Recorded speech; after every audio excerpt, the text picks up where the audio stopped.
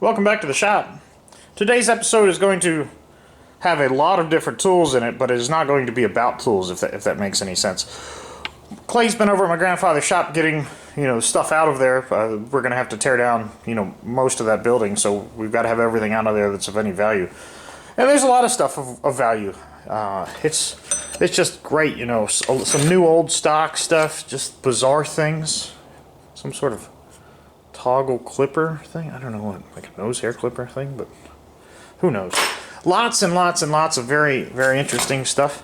Look at this wire cloth clamp. I think this is for welding hot stuff, holding it together. Reamers. Let me bring you over and show you some of the other boxes. So Clay's spent a little bit of time out here. I don't know exactly how much yet, going through and cleaning up a lot of the tools that were in some of these assorted toolboxes over there. Some really interesting stuff. Things that I've never seen before. Some stuff that I'd be happy to use in the shop.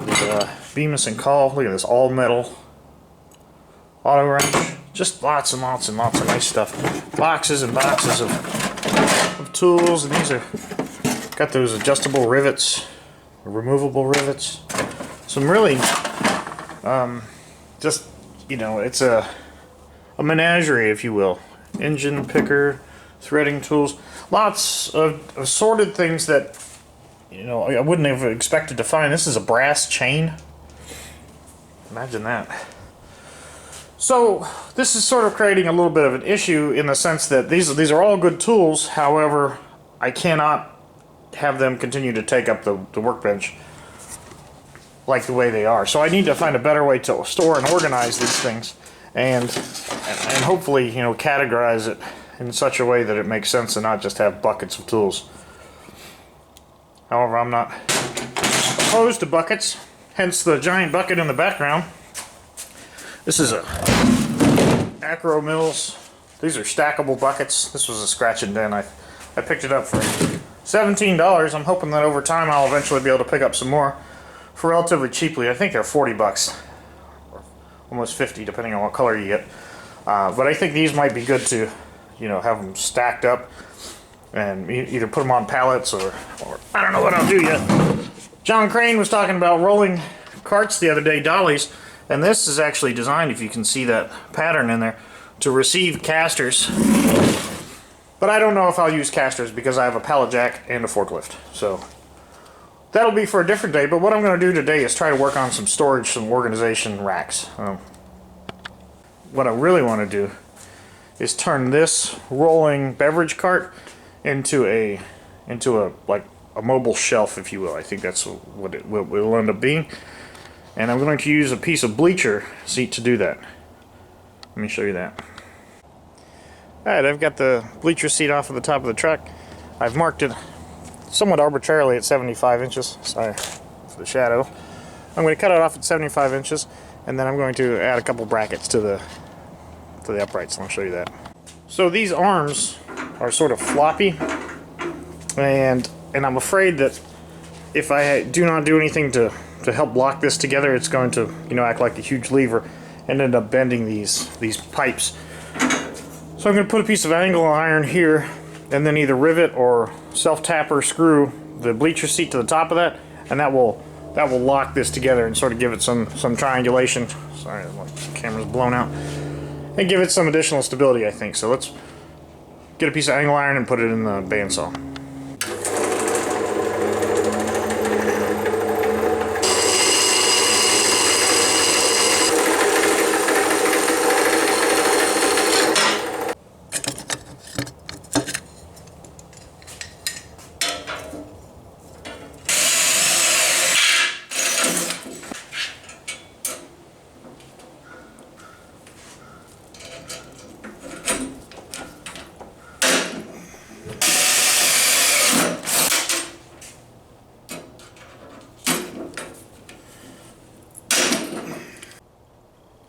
So there's the angle bracket on there with a couple pop rivets. Those really work out nicely. They're a little bit more work than a self-tapper, but I think it's a superior connection. I'm going to do that to the other side, and then we'll cut that beam down and put it over here and throw some more rivets in here.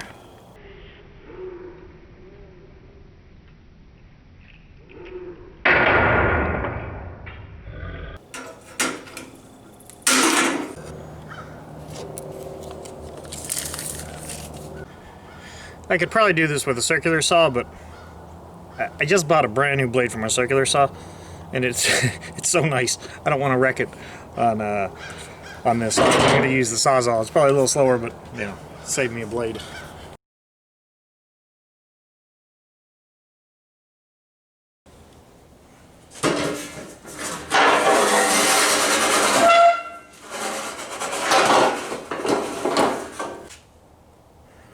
Well, I didn't think this all the way out, obviously. What I'll need to do now is, I won't be able to get a rivet in there, but I'll probably punch a hole through the top so I can get a drill bit through there and then put a self-tapping screw through here and here.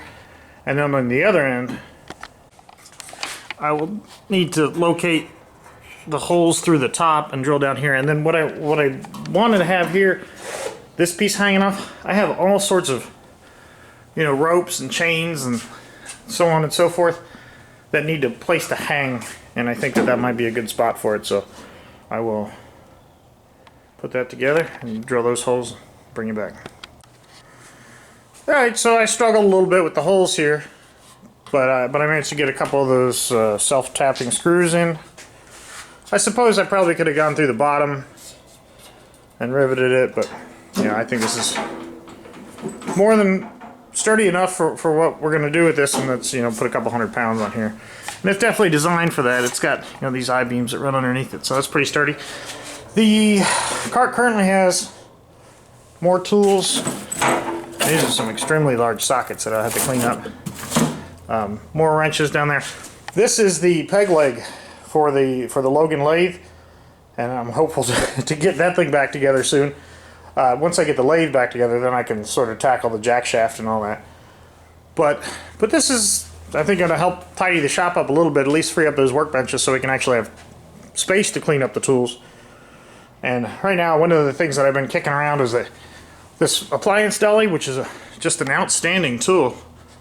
But I'm always moving it around, and it's really prone to falling over because there's not that much base and weight on the base. But it happens to fit perfectly. Absolutely perfectly on this cart, so I'm happy with that. Let me go ahead and put some tools on here and get it back in place. Alright, so I've got some tools put away on here, and it's going to work pretty well. I've got my janitor card in the way. But this will sort of work nicely in terms of being able to, you know, keep everything off the floor and still be able to move around and get to things. One of my problems is that I've got the attic. I don't really keep anything up there but Christmas stuff, but I don't want to. I want to reserve the right to get in there whenever I want to. So everything over here has to be on wheels, and that way I can get the door down. Alright, one more thing for this video. So my buddy Robbie is sort of a garage sale, flea market kind of guy, and he found this giant Starrett micrometer, number 224. It's 16 to 20 inch, and it's pretty interesting because, you know, not only is it in great shape with the original box and everything, but it also has some, it's got like receipts, if you will. So it's September 1955, personal property of Ernest May, Audubon, New Jersey. Audubon, A-U-D-U-B-O-N, New Jersey. Obtained from Suburban Pattern Company, West Collingswood Heights.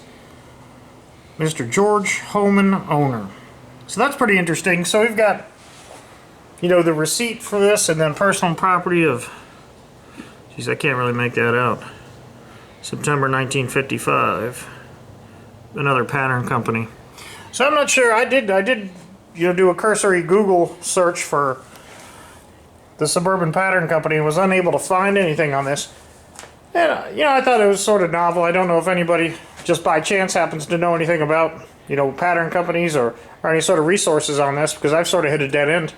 But if there's anything interesting about the history of this, and you know what, you know, please feel free to leave it in the comments. My buddy Robbie and myself would like to know about this, because like I said, you know, I'm sort of hit a dead end in terms of researching it. But it's a great tool. It's got all the standards, got everything. It's, you know, great for somebody who has an application for it. I don't know what in the world I would possibly ever use this for. So I guess if anybody was interested in buying this, you know, hit me up in the comments, and I'll send you Robbie's contact information and And just the same, if you know what one of these goes for in real life, I mean, I see things on eBay, what people are asking, but what they're really selling for. I know Robbie was sort of not sure what something like this might be worth. So again, any insights you might have would be appreciated. So thanks again for watching.